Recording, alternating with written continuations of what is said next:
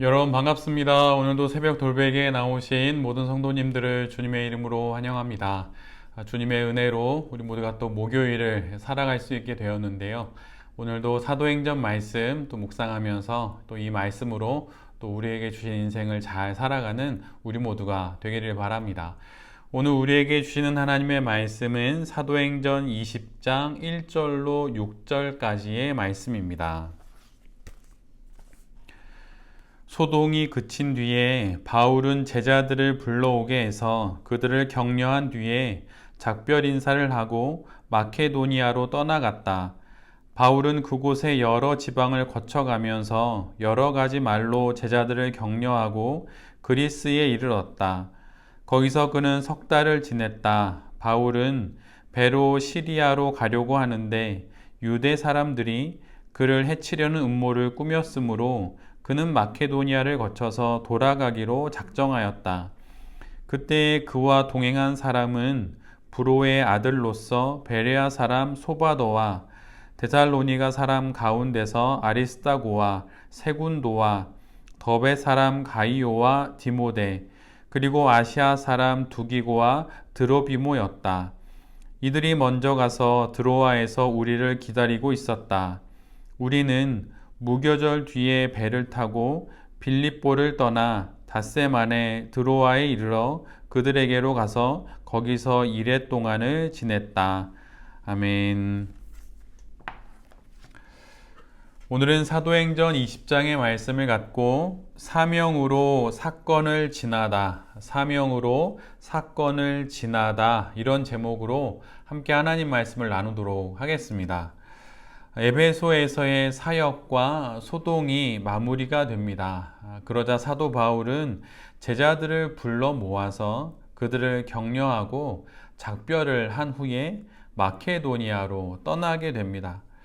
오늘 본문은 그렇게 떠난 바울의 여정을 기록하고 있습니다. 마치 읽다 보면 여행기를 읽는 것처럼 매우 많은 지역이 연이어서 기록되는 것을 오늘 볼 수가 있습니다. 기록된 도시들만 따라가기에도 숨이 찰 정도로 바울은 정말 거침없이 나아갑니다. 그러나 비록 그는 거침없이 이 도시에서 저 도시로 복음을 전하기 위해 다니지만 그 길이 결코 쉬운 것은 아니었습니다. 늘 언제나 복음 전도의 계획은 세우지만 그 계획대로 되지는 않았던 것이죠. 시리아로 가려고 했습니다. 그러나 유대 사람들이 바울을 죽이려는 음모를 꾸몄기에 바울은 또 다시 자신의 계획을 바꿔서 마케도니아를 거쳐서 돌아가기로 합니다. 육로를 거슬러 올라가 빌립보에 이르러 배를 타고 드로아로 건너가기로 한 것이지요. 이처럼 순조로울 때나 막힐 때나 바울은 계속 복음 전도의 길로 나아갑니다. 드로아를 떠날 때에도 함께한 일행은 배에 태워서 앗소로 보내고 바울 자신은 육로로 내려가서 앗소에서 합류를 합니다. 그리고 함께 만나서 복음 전도의 여정을 계속 걸어가지요. 그리고 바울과 그 일행은 모두 다 같이 배를 타고 약 70km 정도 떨어진 밀레도까지 가기 위해서 미둘레네, 기오, 사모 이렇게 우리가 낯선 여러 도시들을 지나갑니다. 우리에게 익숙치 않은 이런 많은 도시들을 바울이 이렇게 지나가는 것은 시간을 허비하지 않고 오순절까지 예루살렘에 도착하고자 했기 때문입니다. 그래서 그는 여러 도시를 쉬지 않고 이 길이 막히면 또 다른 길을 통해서라도 그곳을 지나 복음을 전하고 그렇게 예루살렘으로 향하는 그 길을 계속해서 멈추지 않고 걸어가는 것이지요. 우리 모두는 총 28장으로 되어 있는 사도행전의 중후반부를 지금 지나고 있습니다. 그 가운데 사도 바울의 1차, 2차, 3차 전도 여행을 함께 묵상하며 우리 모두가 알게 되는 것은 바울의 전도의 여행의 그 길에 참 많은 어려움과 난관이 또한 시련과 방해가 그리고 문제가 있었다는 사실입니다. 그러나 그럼에도 불구하고 사도 바울은 계속해서 복음을 전하러 앞으로 계속 나아갑니다. 어떻게 사도 바울이 그 수많은 문제와 어려움 속에서도 어떻게 이렇게 복음 전도의 길을 포기하지 않고 끝까지 걸어가고 있는 것일까요? 그것은 바로 사명으로 자신에게 다가온 수많은 사건들을 돌파해내고 있기 때문입니다. 매를 맞고 고소를 당하고 우상을 섬기는 자들의 공격을 받아도 그는 결코 포기하지 않습니다. 사건의 종류가 아무리 다양해도 그 모든 것을 대하는 바울의 마음은 한 가지였기 때문이죠. 바로 사명입니다. 사명으로 모든 사건들을 지금 지나가고 있는 것이지요. 문제는 여러 가지지만 해법은 하나입니다. 시련은 여러 가지이지만 방법은 하나입니다. 바로 사명, 바로 그것이지요. 사명이 이처럼 강력합니다. 또한 능력이 있습니다. 어쩌면 우리의 삶이 무기력한 것은 사건이나 어려움이 많아서가 아니라 그 사건들을 헤쳐나갈 사명을 제대로 붙잡고 있지 않기 때문일 수도 있습니다. 분명 하나님께서는 우리 각자에게 주신 사명이 있습니다. 대단한 것, 그런 것이 아니라 온 세상을 향한 복음 전도와 열방을 향한 선교사가 되는 것, 이런 거 말고 오늘 우리가 눈을 떠서 이 하루를 살아가는 이 삶 가운데 하나님께서 바로 나만이 질 수 있고 나만이 책임지고 또 나만이 이룰 수 있는 그러한 사명을 우리 각자에게 분명 주셨습니다.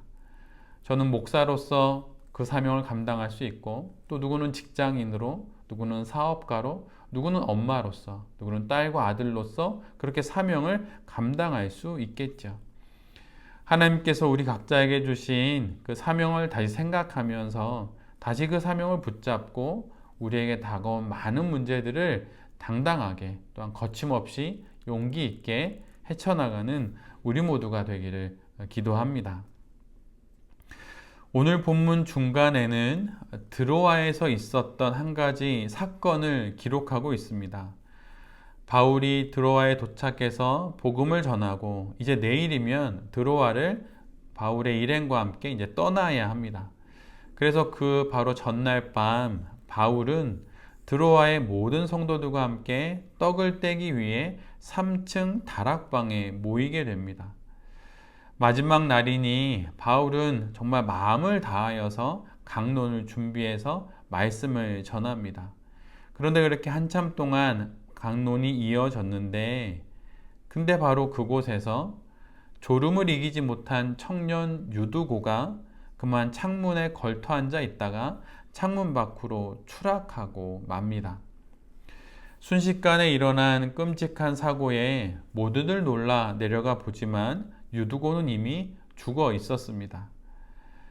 그때 황급히 뛰어내려온 바울이 죽은 유두고를 끌어안으니 그는 다시 생명을 얻게 되는 기적이 일어납니다. 그리고 모든 사람들은 다시 위층으로 올라가서 떡을 떼고 강론을 듣고 날이 새도록 오래 이야기를 나누고 다시 살아난 유두고도 다른 모든 사람들도 큰 위로를 받고 각자 집으로 헤어지게 됩니다.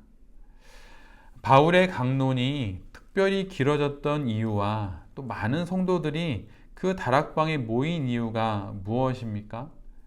그것은 마지막일지도 모른다는 생각에 바울은 정말 혼신의 힘을 다해서 복음을 전했던 것이고 마지막일지도 모른다는 생각에 드로아의 성도들은 혼신의 마음을 다해 복음을 듣기 위해 바로 그곳에 모인 것입니다. 오늘 우리가 듣는 또 우리가 나누는 이 말씀이 우리가 들을 수 있는 이 땅에서의 마지막 말씀이라면 오늘 보는 세상이 우리가 보는 마지막 세상이라면 분명 더 길게 듣고 더 오래 보기를 모두 원할 것입니다. 그리고 무엇이 중요한지도 분별하면서 오늘 하루를 살아가게 될 것입니다. 드로아를 떠나기 전 마지막 날 밤에 말씀을 전하고 들었던 바울과 성도들처럼 우리도 그렇게 매일을 살고 매일 그렇게 거룩할 수 있기를 간절히 소원합니다.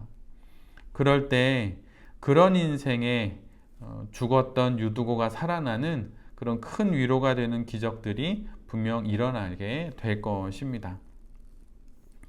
사명으로 사건들을 지나는 바울처럼 또 삶의 무기력을 사명으로 이겨내는 우리 모두가 되기를 기도합니다.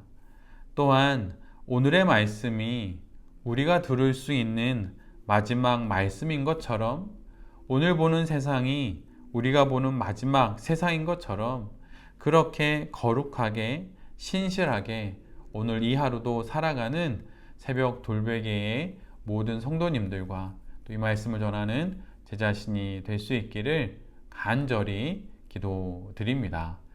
아멘. 기도하겠습니다. 주님, 삶에 다가오는 수많은 사건들을 사명으로 잘 헤쳐나가기를 소원합니다. 복음 전도의 길에서 만나는 수많은 사건들을 사명으로 지났던 바울처럼 우리도 그렇게 사명으로 살아가게 하여 주시옵소서. 그리고 오늘이 우리 인생의 마지막 날인 것처럼 여기며 그렇게 말씀을 듣고 하나님을 만나며 살게 하시고 또한 그런 하루인 것처럼 거룩하게 더욱 거룩하게 살아가는 우리 모두가 되게 하여 주시옵소서. 이 모든 말씀 예수 그리스도의 이름으로 기도드립니다. 아멘.